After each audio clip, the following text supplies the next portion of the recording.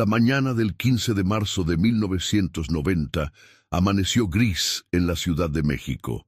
Las nubes pesadas cubrían el cielo como una manta húmeda, y el aire traía ese olor particular a tierra mojada que precede a la lluvia. En el barrio de Tepito, entre calles estrechas y edificios de ladrillo desgastado, Mónica Reyes despertó con el mismo nudo en el estómago que la acompañaba desde hacía meses. A sus 28 años, Mónica era madre soltera de Gabriel, un niño de 7 años, con ojos curiosos y sonrisa fácil. Trabajaba doble turno en una maquiladora textil del centro, cosiendo jeans que nunca podría comprar con su salario. Las ojeras bajo sus ojos cafés contaban la historia de noches sin dormir, preocupada por las amenazas que había estado recibiendo. Su expareja, Rodrigo Salazar, llevaba semanas acosándola, exigiéndole que volviera con él o le permitiera llevarse a Gabriel. Mónica sabía que Rodrigo tenía conexiones peligrosas, pero nunca imaginó hasta dónde llegaría. Antes de continuar con esta historia que te mantendrá en vilo hasta el final, te invito a suscribirte al canal y comentar desde qué parte de México o del mundo nos estás viendo. Tu apoyo nos ayuda a seguir trayendo estas historias increíbles. Ahora sí, continuemos. Esa mañana, Mónica vistió a Gabriel con su uniforme escolar, pantalón azul marino y camisa blanca. El niño tarareaba una canción mientras desayunaba su pan dulce con leche. Mónica observaba cada uno de sus movimientos con una intensidad que no era normal en ella, como si quisiera grabar cada detalle en su memoria. Había tomado una decisión la noche anterior, después de recibir otra llamada amenazante de Rodrigo. Huirían. Esa misma tarde, después de recoger a Gabriel de la escuela, tomarían un autobús hacia Guadalajara, donde vivía una prima que podría ayudarlas a comenzar de nuevo. La vecina del apartamento contiguo, doña Carmela, una mujer de 60 años con el cabello teñido de negro y manos siempre ocupadas tejiendo, se asomó por la puerta justo cuando Mónica y Gabriel salían. Carmela conocía a Mónica desde que se había mudado al edificio 3 años atrás, huyendo ya entonces de Rodrigo por primera vez. La había visto llegar con el niño de la mano, el rostro marcado por un moretón que intentaba ocultar con maquillaje. «Mija, te ves preocupada. ¿Todo bien?», preguntó Carmela secándose las manos en el delantal floreado que siempre llevaba puesto. Mónica forzó una sonrisa. «Todo bien, doña Carmelita. Solo que tengo mucho trabajo hoy». Carmela no quedó convencida, pero asintió. «Que Dios las bendiga. Cuídense mucho». Mónica llevó a Gabriel a la escuela primaria Benito Juárez, a 6 cuadras de su casa. El niño se despidió con un beso rápido en la mejilla y corrió hacia el patio donde sus compañeros ya jugaban fútbol con una pelota desinflada. Mónica se quedó observándolo hasta que desapareció por la puerta del salón de clases. No sabía que esa sería la última vez que lo vería en 14 años. El turno en la maquiladora fue interminable. Mónica apenas podía concentrarse. Sus manos temblaban mientras guiaba la tela bajo la aguja de la máquina de coser. Su compañera de trabajo, Lupita, una mujer robusta de mejillas redondas y risa contagiosa, notó su nerviosismo. «Mónica, ¿qué traes? Llevas toda la mañana como alma en pena», le dijo Lupita durante el descanso para el almuerzo, mientras compartían tacos de frijoles en el pequeño comedor de la fábrica. Mónica dudó. Parte de ella quería contarle todo a Lupita, desahogarse, pero sabía que mientras menos gente supiera de sus planes, más segura estarían ella y Gabriel.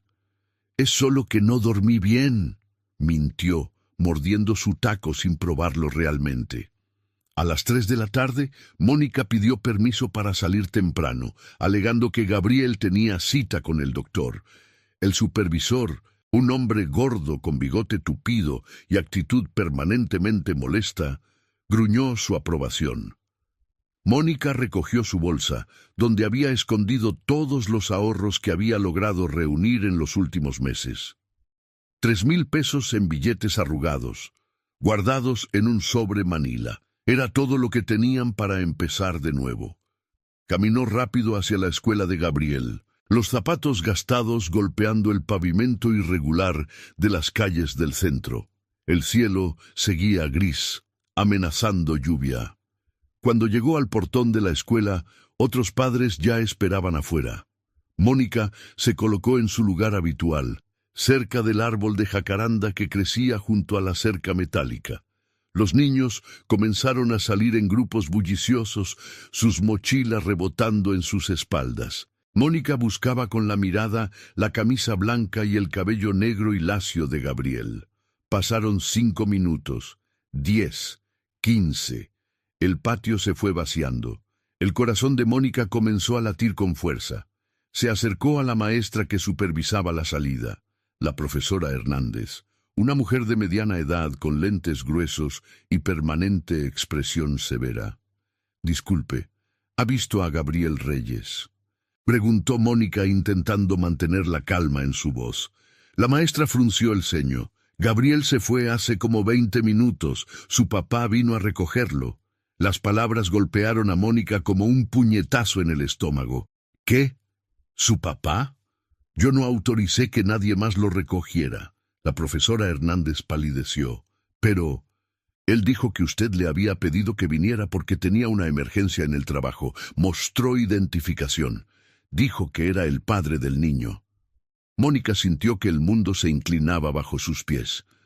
«Rodrigo», susurró. Luego gritó: «Rodrigo se lo llevó.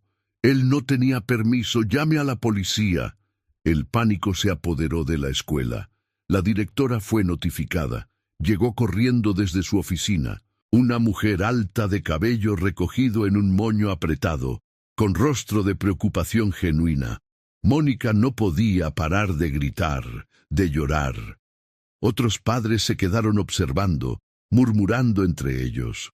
La profesora Hernández explicó entre sollozos que el hombre había sido convincente, que Gabriel lo había reconocido y había ido con él sin resistirse. «Por supuesto que lo reconoció, es su padre», gritó Mónica. «Pero no tiene custodia, hay una orden de restricción». La policía llegó 40 minutos después. 2 agentes de aspecto aburrido tomaron el reporte con una lentitud exasperante. Mónica les explicó toda la situación. Las amenazas de Rodrigo, su pasado violento, las conexiones que tenía con gente peligrosa del barrio. Los policías intercambiaron miradas que Mónica no supo interpretar, pero que no le gustaron nada. «Mire, señora», dijo uno de los agentes, un hombre de bigote gris y panza prominente. «Esto suena más a un asunto familiar que a un secuestro, si es el padre del niño». «Hay una orden de restricción», interrumpió Mónica, sacando de su bolsa los papeles arrugados que siempre llevaba consigo. «No puede acercarse a nosotros. Se llevó a mi hijo sin mi permiso». El agente revisó los documentos con desgano. «Vamos a emitir un boletín, pero sea honesta, señora. Estos casos entre padres rara vez terminan bien para nadie. Probablemente el hombre solo quería pasar tiempo con su hijo». Mónica quería gritarles, golpearlos, hacerles entender la gravedad de la situación, pero sabía que era inútil. En 1990, en México, los casos de violencia doméstica rara vez se tomaban en serio. Las mujeres eran vistas como exageradas, como si sus miedos fueran infundados. Esa noche, Mónica no regresó a su apartamento. Tenía miedo de que Rodrigo estuviera esperándola ahí. En cambio, fue a casa de Carmela y le rogó que la dejara quedarse. La vecina, alarmada por el estado de Mónica, preparó té de manzanilla y escuchó toda la historia mientras abrazaba a la joven mujer que temblaba entre sollozos. «Ese hombre es el diablo, mija», dijo Carmela, santiguándose. «Pero vamos a encontrar a tu niño, ya verás». Durante los siguientes días, Mónica buscó a Gabriel por todos lados. Fue a la casa donde sabía que vivía Rodrigo, un edificio en mal estado en la colonia Doctores, pero los vecinos dijeron que no lo habían visto en semanas. Pegó volantes con la foto de Gabriel en postes de luz, en tiendas, en mercados. La foto mostraba al niño sonriendo, con su uniforme escolar, tomada apenas un mes antes en la fiesta de cumpleaños de un compañero. Visitó todas las oficinas gubernamentales que pudo encontrar. El DIF, la Procuraduría, cualquier lugar donde pensó que podrían ayudarla. En cada oficina encontró la misma burocracia indiferente, los mismos formularios interminables, las mismas promesas vacías de que harían lo posible. Mónica gastó sus ahorros en autobuses que la llevaron a buscar por toda la ciudad, preguntando en escuelas, en iglesias, mostrando la foto de Gabriel a cualquiera que quisiera verla. Lupita la acompañó cuando pudo, tomándose días libres del trabajo que no podía permitirse perder. Juntas recorrieron las calles de Tepito, de la Merced, del centro histórico.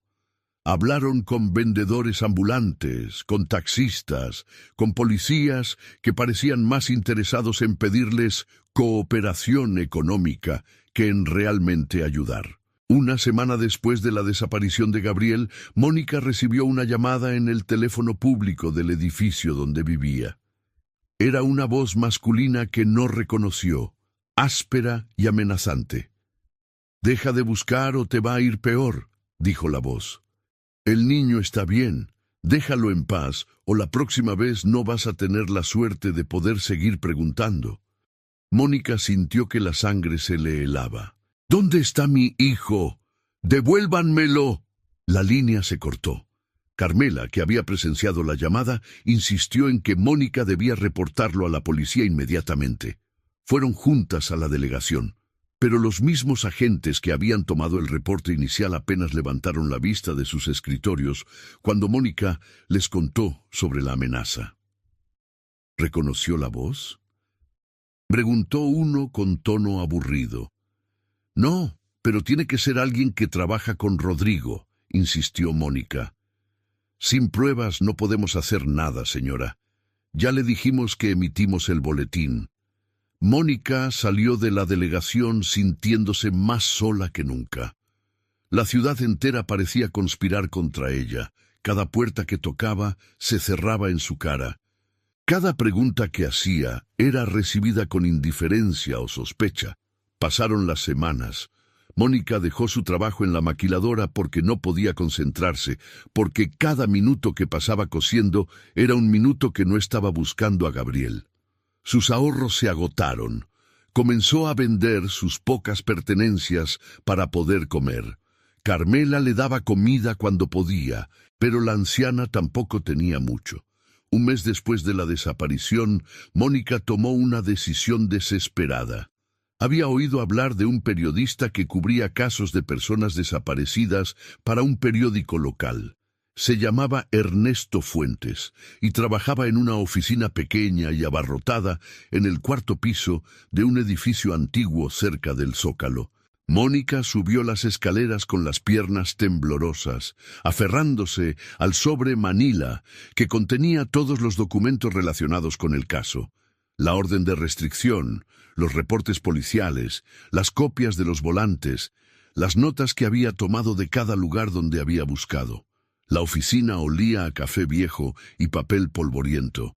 Ernesto era un hombre de unos 40 años, delgado, con cabello revuelto y ojos cansados, pero amables.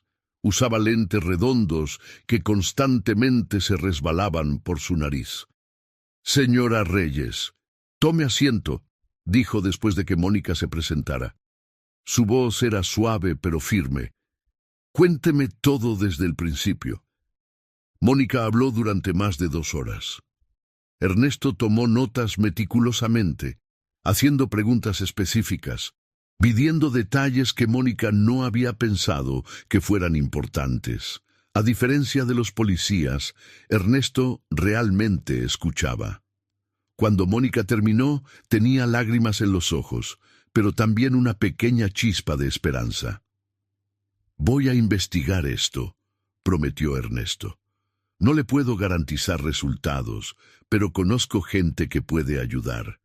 Déjeme hacer algunas llamadas». Ernesto cumplió su palabra. Durante los siguientes meses publicó varios artículos sobre la desaparición de Gabriel Reyes.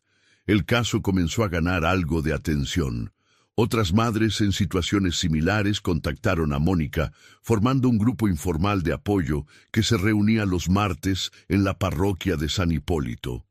Eran mujeres como ella, con hijos desaparecidos, con historias de violencia doméstica, de sistemas que las habían fallado.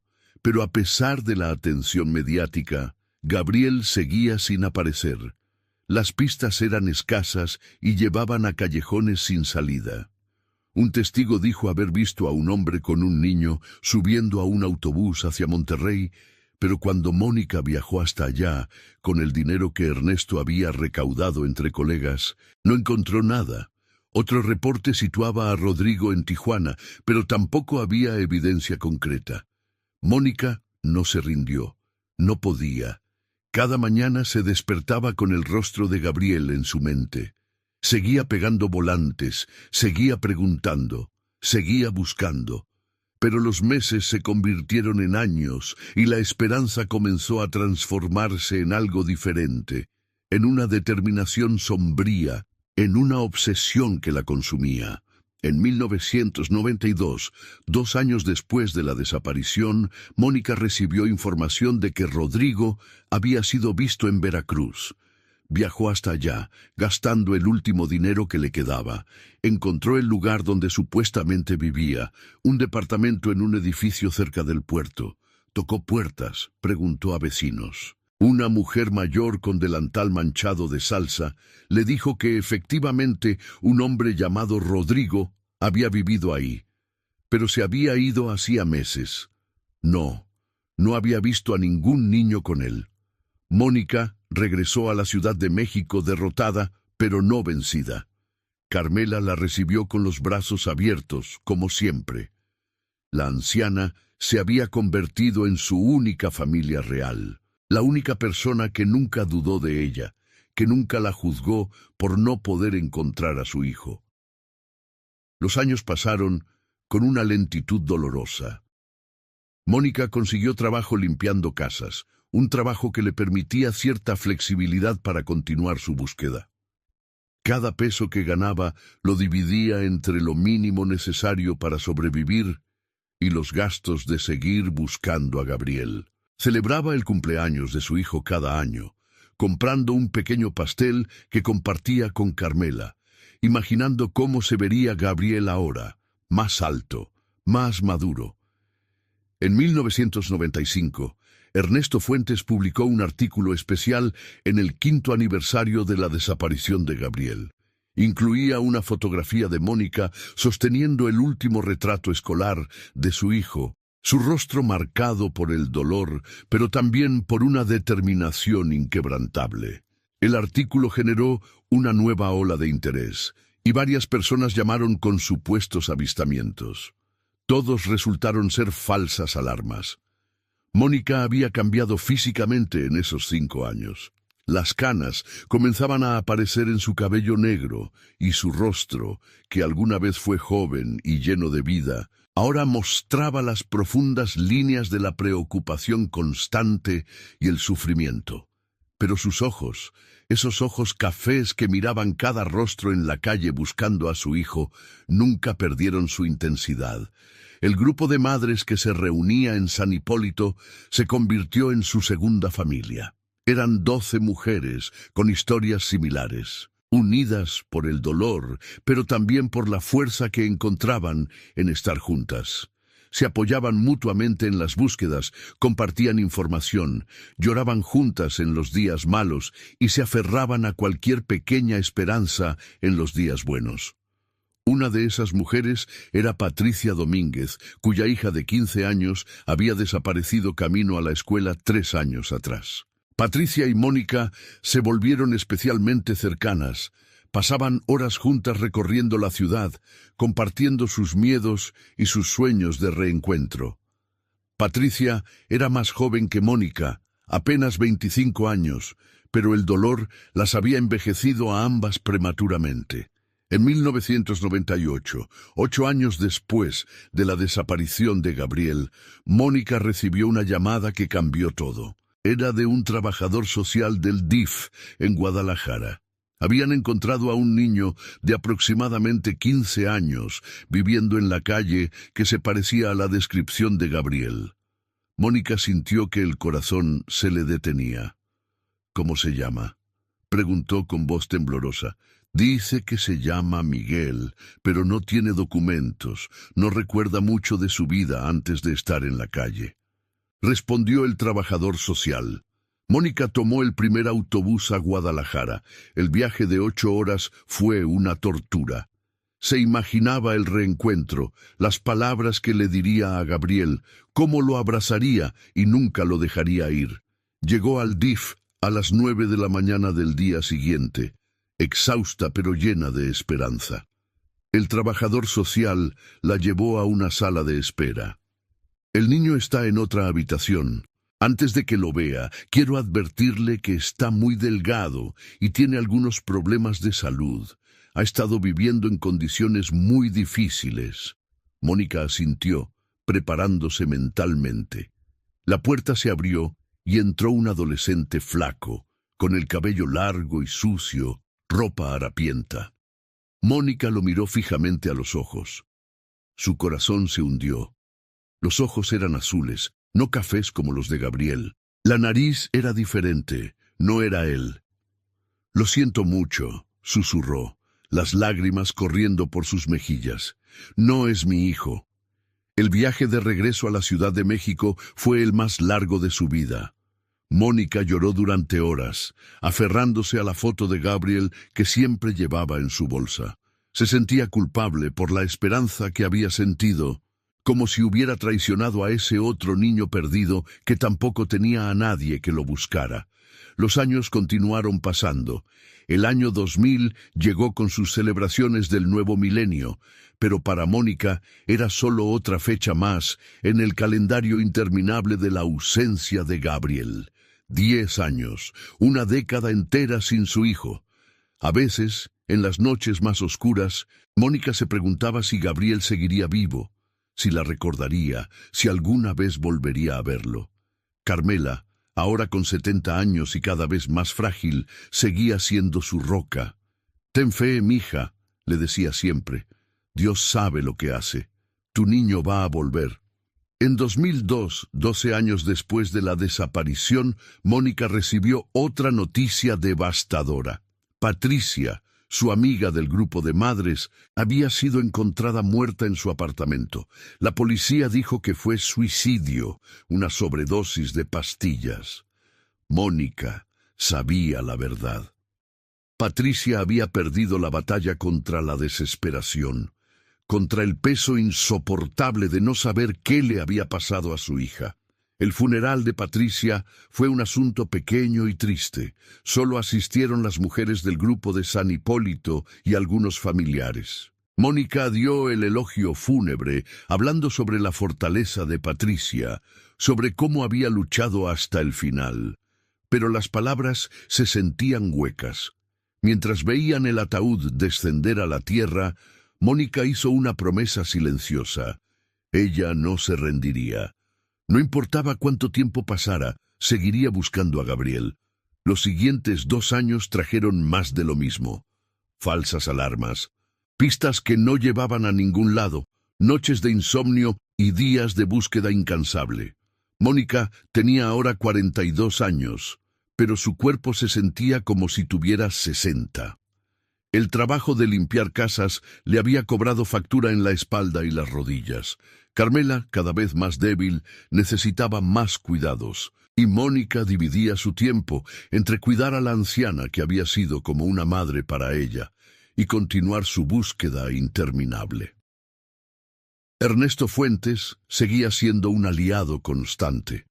Aunque su periódico había cerrado en 2001, ahora trabajaba como periodista independiente y ocasionalmente publicaba actualizaciones sobre el caso de Gabriel en diferentes medios. Cada aniversario de la desaparición, Ernesto escribía un artículo recordándole al público que Gabriel seguía desaparecido, que Mónica seguía buscando. Fue Ernesto quien le trajo la noticia en marzo de 2004, 14 años después de la desaparición. Mónica estaba limpiando la casa de una familia acomodada en Polanco cuando recibió la llamada urgente. La voz de Ernesto temblaba de emoción. «Mónica, necesito que vengas a mi oficina inmediatamente. Tengo información sobre Gabriel». Información seria. Mónica dejó todo y tomó el metro. El viaje a la oficina de Ernesto se sintió eterno. Su mente corría con posibilidades, con miedos, con esperanzas que había aprendido a mantener bajo control después de tantas decepciones. Cuando llegó, Ernesto la estaba esperando con una carpeta gruesa sobre su escritorio. «Siéntate», dijo, señalando la silla frente a él. Su rostro era serio, pero había un brillo en sus ojos. «Un amigo mío que trabaja en el registro civil me contactó. Hay un joven de 21 años que solicitó una copia de su acta de nacimiento.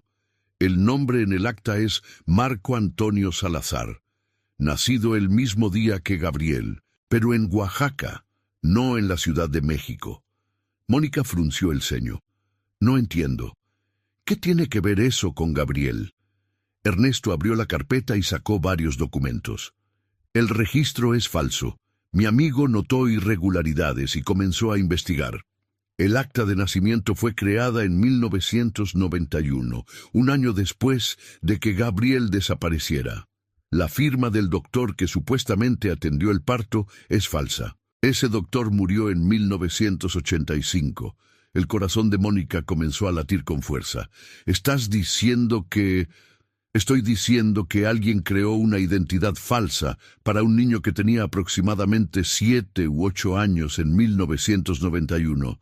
Marco Antonio Salazar no existe, pero Gabriel Reyes sí». Ernesto sacó una fotografía de la carpeta. Era una copia de una credencial de estudiante. Mónica la tomó con manos temblorosas. El joven en la foto tenía el cabello corto y oscuro, ojos cafés, intensos, rasgos que le resultaban dolorosamente familiares. Era mayor, más alto, un joven hombre, pero Mónica reconocía esa nariz, esa forma de los ojos, esa pequeña marca de nacimiento en el lado izquierdo del cuello. «Es él», susurró, las lágrimas corriendo por su rostro. «Es Gabriel, mi hijo, mi niño». Ernesto asintió. «El registro dice que vive en Puebla. Está estudiando ingeniería en la universidad». Mónica no podía respirar. 14 años. 14 años de búsqueda, de dolor, de noches sin dormir, y ahora, finalmente, tenía una pista real, concreta, verificable. Su hijo estaba vivo. Su hijo estaba en Puebla. «Tenemos que ir», dijo, poniéndose de pie bruscamente. «Tenemos que ir ahora mismo».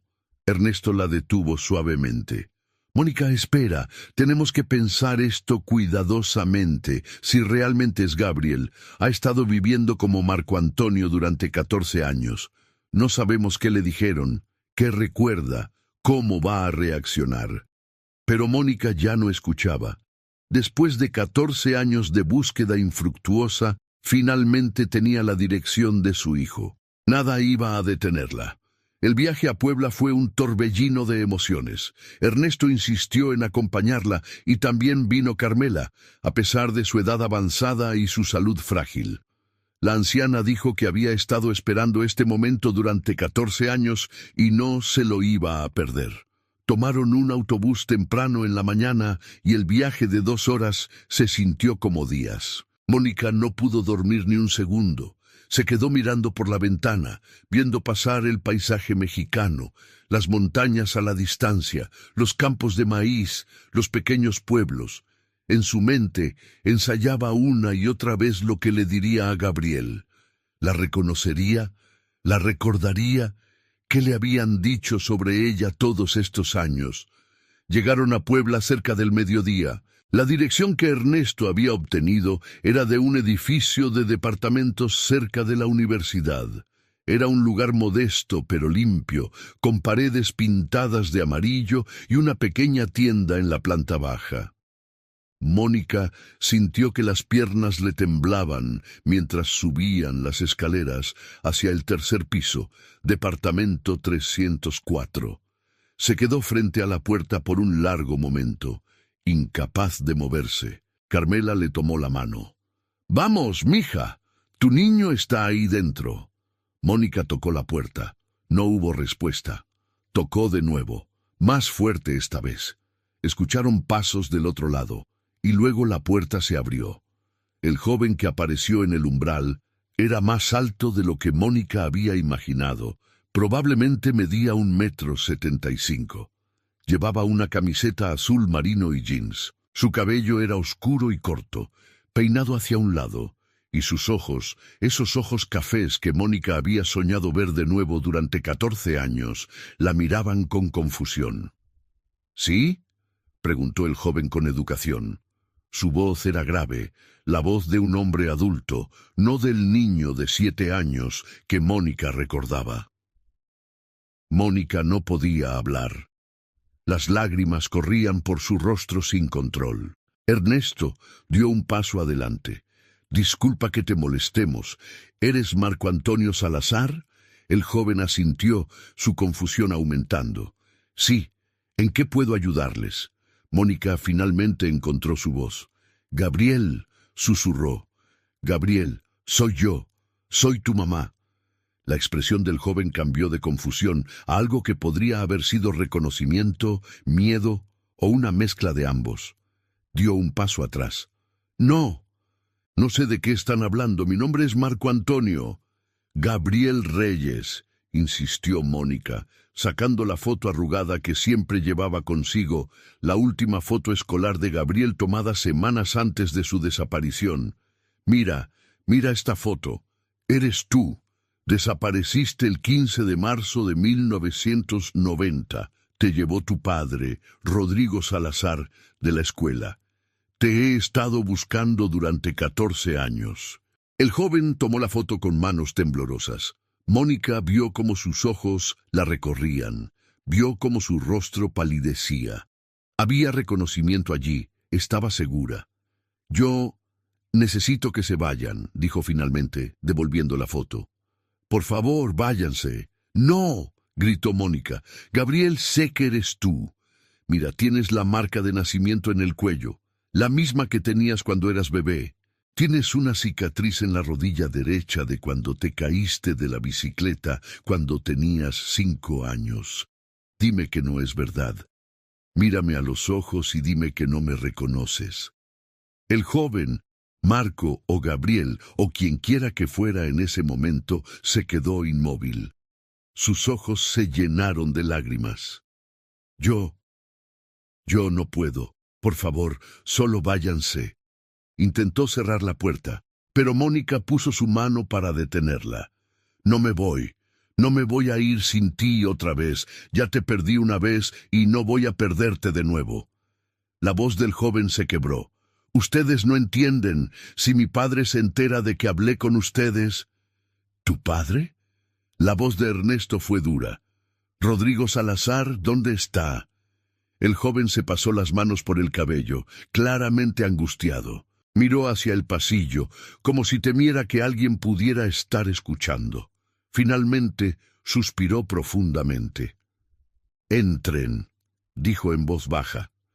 «Pero solo por unos minutos». El departamento era pequeño pero ordenado.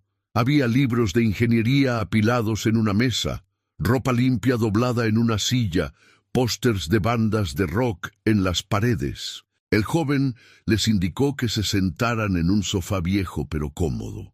Él se quedó de pie, cerca de la ventana, con los brazos cruzados sobre el pecho en una postura defensiva. Mónica no podía dejar de mirarlo. Cada detalle de su rostro, cada gesto, le recordaba al niño que había perdido. Pero este ya no era un niño. Era un hombre joven, con su propia vida, su propia historia. «¿Qué recuerdas?», preguntó Mónica suavemente. «De antes, de cuando eras Gabriel». El joven cerró los ojos. Cuando los abrió de nuevo, había dolor en ellos. «Recuerdo fragmentos, una mujer que me abrazaba, una casa pequeña, una escuela, pero mi padre siempre me dijo que esos eran sueños, que mi madre había muerto cuando yo era bebé. Me dijo que nos habíamos mudado de Oaxaca a Veracruz, luego a Puebla. Me dijo que yo había tenido fiebre alta de niño y que eso explicaba por qué no recordaba bien. Te mintió, dijo Mónica, su voz temblando. Todo lo que te dijo es mentira. Tu nombre es Gabriel Reyes. Naciste el 12 de agosto de 1982 en la Ciudad de México. Tu padre te sacó de la escuela sin mi permiso el 15 de marzo de 1990. Te cambió el nombre, falsificó documentos y te escondió de mí durante 14 años. Las lágrimas corrían ahora libremente por el rostro del joven. Yo siempre sentí que algo no estaba bien. Los recuerdos, las pesadillas. Soñaba con una mujer que lloraba, que me buscaba. Mi padre se enojaba cuando le preguntaba sobre mi madre. Decía que era débil, que preguntarle sobre ella era una falta de respeto. A Carmela habló por primera vez, su voz anciana pero firme. «Mijo, yo te conozco desde que eras chiquito. Te vi crecer hasta los 7 años. Eras un niño bueno, siempre sonriendo. Tu mamá te amaba más que a nada en el mundo. Cuando desapareciste, ella nunca dejó de buscarte, ni un solo día». El joven se dejó caer en una silla, cubriéndose el rostro con las manos. ¿Por qué? ¿Por qué haría eso? Mónica se arrodilló frente a él, tomando sus manos entre las suyas. Porque tu padre es un hombre violento y controlador.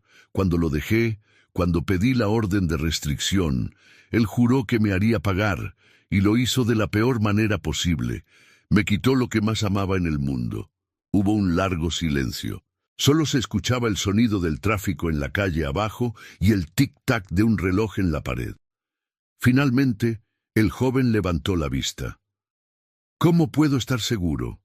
¿Cómo sé que esto no es algún tipo de engaño? Ernesto sacó más documentos de su carpeta. Estos son los reportes policiales de tu desaparición, testimonios de testigos, artículos de periódico, tu acta de nacimiento real, la verdadera, no la falsa que tu padre creó. Puedes hacer una prueba de ADN si quieres certeza absoluta, pero creo que en tu corazón ya lo sabes. El joven tomó los documentos y comenzó a leerlos.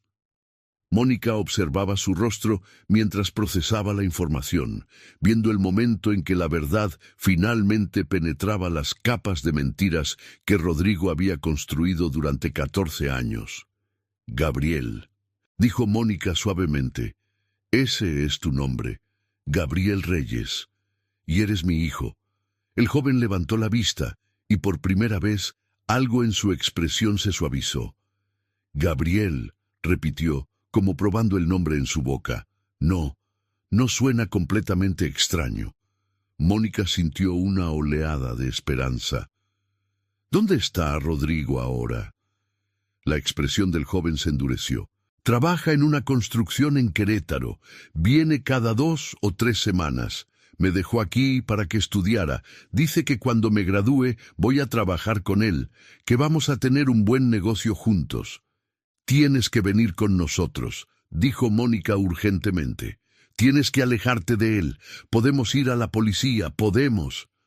No, interrumpió el joven, poniéndose de pie bruscamente. No puedo simplemente irme. Mi vida está aquí. Mis estudios, mis amigos. No puedo simplemente desaparecer. Mónica sintió pánico, no después de haberlo encontrado finalmente. Pero él te mintió. Te robó tu vida, tu identidad. ¿No te das cuenta? Por supuesto que me doy cuenta, gritó el joven. Pero él es la única familia que he conocido durante 14 años. No puedo simplemente pretender que eso no significa nada. Ernesto intervino con voz calmada. Nadie te está pidiendo que tomes una decisión ahora mismo. Pero tienes derecho a conocer la verdad. Tienes derecho a conocer a tu madre, a tu familia real. Tu padre cometió un crimen, múltiples crímenes: secuestro, falsificación de documentos, apropiación indebida de identidad. El joven se pasó las manos por el cabello, claramente abrumado. Necesito tiempo. Necesito pensar. Mónica quería protestar, quería llevárselo en ese mismo momento, pero sabía que no podía forzarlo. Después de 14 años de mentiras, Gabriel, o Marco, como había aprendido a llamarse, necesitaba tiempo para procesar una verdad que destruía todo lo que creía saber sobre sí mismo. «Está bien», dijo finalmente, aunque cada palabra le dolía. «Toma tu tiempo, pero por favor no desaparezcas otra vez. Déjame darte mi número de teléfono. Llámame cuando estés listo para hablar». El joven asintió. Mónica escribió su número en un pedazo de papel con manos temblorosas. Cuando se lo entregó, sus dedos se rozaron por un momento y Mónica sintió una conexión eléctrica, ese lazo invisible entre madre e hijo que 14 años de separación no habían podido romper. «Vamos a quedarnos en Puebla unos días», dijo Ernesto. «En el Hotel Colonial, en el centro, por si nos necesitas». El joven los acompañó a la puerta. Justo cuando estaban por irse, habló de nuevo, su voz apenas un susurro. Yo sí tengo algunos recuerdos de antes. Una canción que alguien me cantaba sobre un barquito de papel. Mónica sintió que el corazón se le rompía y se curaba al mismo tiempo. La luna en el pozo, el barquito de papel, cantó suavemente, las lágrimas corriendo por su rostro. Yo te la cantaba todas las noches antes de dormir. El joven cerró los ojos y una lágrima rodó por su mejilla. Lo recuerdo, susurró. Recuerdo esa canción. Los días siguientes fueron los más largos de la vida de Mónica. Se instalaron en el hotel como habían dicho y esperaron. Mónica apenas podía comer o dormir. Cada vez que sonaba el teléfono del hotel, saltaba con esperanza, solo para sentir desilusión cuando no era Gabriel llamando. Carmela trataba de mantenerla calmada. «Dale tiempo, mija. Son 14 años de mentiras que tiene que procesar. No es fácil». Al tercer día finalmente llegó la llamada. Mónica casi dejó caer el teléfono de lo rápido que lo agarró. «¿Hola?» Su voz temblaba. «Soy yo, Marco, o Gabriel. No sé cómo llamarme todavía». «Puedes llamarte como quieras», dijo Mónica rápidamente. «Lo importante es que llamaste». Hubo una pausa. «¿Podemos vernos?» Hay cosas que necesito preguntarte». Se encontraron en un café cerca de la universidad, un lugar pequeño y acogedor con paredes decoradas con arte local. Gabriel llegó con una mochila cargada de libros y papeles. Se veía cansado, como si no hubiera dormido bien. Se sentaron en una mesa cerca de la ventana. Mónica pidió café para ambos, aunque sus manos temblaban tanto que casi derrama el suyo. Gabriel sacó un cuaderno de su mochila, lleno de notas escritas con letra apretada. «He estado tratando de reconstruir mi memoria», dijo abriendo el cuaderno. «Escribí todo lo que puedo recordar de antes de los 7 años. Es confuso, fragmentado, pero hay cosas ahí. Una casa pequeña, un edificio de apartamentos, una mujer con una vecina mayor. Vivíamos con alguien más». Mónica sacudió la cabeza. «Vivíamos solas, pero nuestra vecina, doña Carmela, la que vino conmigo el otro día, era muy cercana a nosotros. Prácticamente era parte de la familia». Gabriel asintió tomando más notas. «Recuerdo una escuela, un patio con un árbol grande. ¿Era un árbol de jacaranda?» «Sí», Mónica sintió una oleada de emoción. «La escuela Benito Juárez. Tenía un árbol de jacaranda junto a la cerca. Te encantaba jugar bajo ese árbol». Durante las siguientes horas, reconstruyeron juntos los fragmentos de la memoria de Gabriel. Cada recuerdo que él mencionaba, Mónica lo confirmaba o lo expandía con detalles. Hablaron sobre su apartamento en Tepito, sobre el trabajo de Mónica en la maquiladora, sobre las canciones que ella le cantaba, sobre su comida favorita, tacos de papa que hacía Carmela los viernes. ¿Por qué se separaron mis padres?, preguntó finalmente Gabriel. Mi padre, Rodrigo, siempre dijo que tú lo abandonaste. Mónica respiró profundo. Esta era la conversación que había temido, pero sabía que era necesaria. Tu padre era violento, Gabriel. Me golpeaba. Al principio era solo cuando bebía, pero luego fue más frecuente. Traté de hacer que funcionara por ti, pero un día me golpeó tan fuerte que terminé en el hospital. Esa fue la última vez. Tomé la decisión de irnos, de protegerte y protegerme. Gabriel palideció. ¿Él te golpeaba? Sí, y tenía miedo de que eventualmente te hiciera daño a ti también. Por eso pedí la orden de restricción. Por eso no podía dejarte ir con él. Gabriel cerró el cuaderno, su rostro una máscara de emociones conflictivas. Él nunca me golpeó. Fue estricto, sí, pero nunca violento conmigo. Me alegra oír eso, dijo Mónica sinceramente. Pero lo que te hizo, llevarte de mí, cambiar tu identidad, eso también fue una forma de violencia. Te robó la oportunidad de conocer a tu familia real, de saber quién eras realmente. Gabriel no respondió por un largo momento. Finalmente habló, su voz cargada de emoción. No sé qué hacer. Parte de mí está enojado, tan enojado con él, pero otra parte es mi padre. Es la única persona que ha estado ahí por mí todos estos años. Lo sé, dijo Mónica suavemente, y no te voy a presionar para que tomes una decisión ahora, pero quiero que sepas que estoy aquí, que siempre he estado aquí, que nunca dejé de buscarte. Se vieron varias veces más durante la siguiente semana. Gabriel comenzó a compartir más sobre su vida como Marco Antonio. Había sido un buen estudiante, había hecho amigos, tenía una novia llamada Sofía que estudiaba medicina. Su vida era normal, ordinaria en muchos aspectos. Pero ahora todo eso estaba teñido por la verdad que había descubierto. ¿Le contaste a Sofía?, preguntó Mónica durante uno de sus encuentros. Gabriel asintió.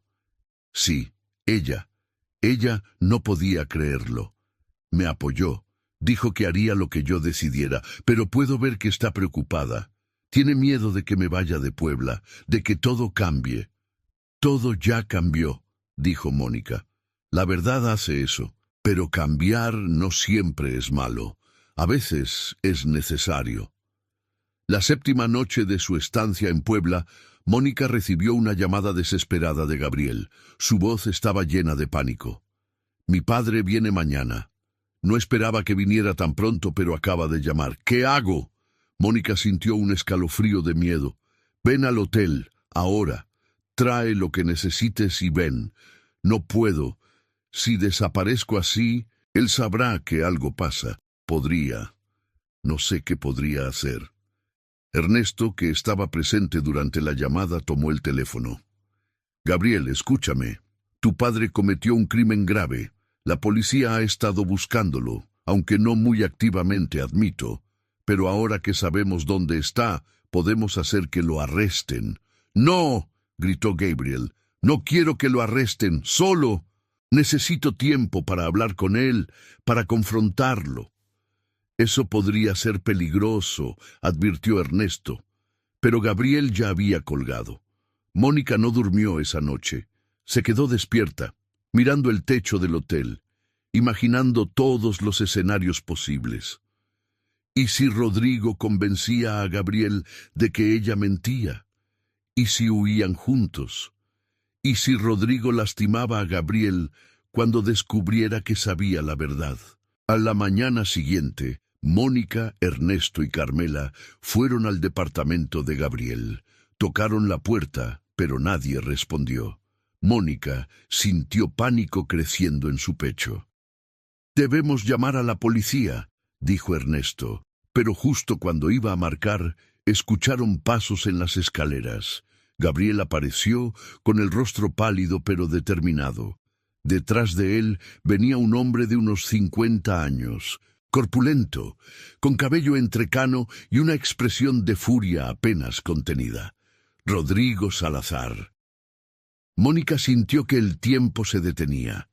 Ahí estaba el hombre que le había robado a su hijo, que había destrozado su vida, parado frente a ella después de 14 años.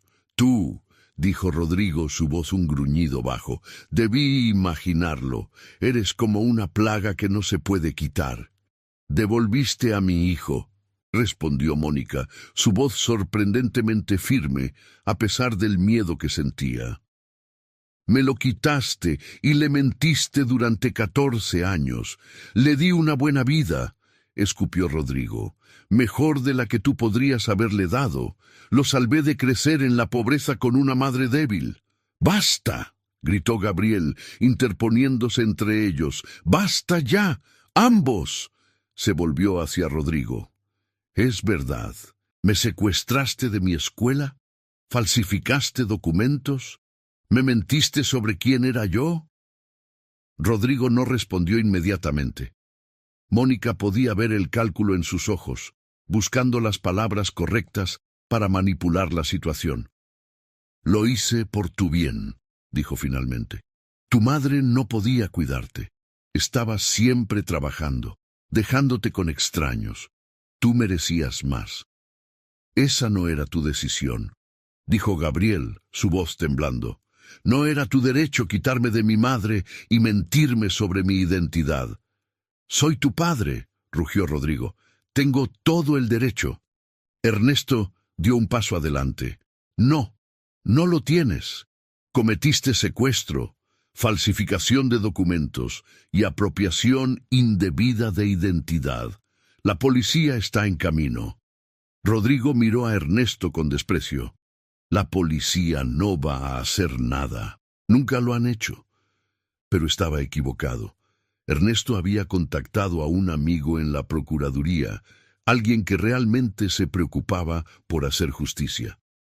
2 patrullas llegaron minutos después, las sirenas resonando en la calle tranquila. El arresto de Rodrigo fue rápido pero dramático. Él gritó, protestó, insistió en que todo era un malentendido, pero los oficiales tenían las órdenes de arresto que databan de 1990, nunca canceladas, solo olvidadas en el sistema burocrático. Gabriel observaba con lágrimas en los ojos mientras se llevaban a Rodrigo. El hombre que había sido su única familia durante 14 años gritaba su nombre, rogándole que le dijera a la policía que todo estaba bien. Mónica se acercó a Gabriel y, por primera vez en 14 años, abrazó a su hijo. Él era mucho más alto que ella ahora, y el abrazo se sentía diferente al de un niño de 7 años. Pero el amor era el mismo. Gabriel se dejó abrazar, y finalmente comenzó a llorar. «Lo siento», sollozaba. «Lo siento mucho. No tienes nada de qué disculparte», le susurró Mónica. «Nada de esto es tu culpa. Nada». Los meses siguientes fueron complicados. Gabriel decidió terminar el semestre en Puebla, pero comenzó a pasar los fines de semana en la Ciudad de México con Mónica.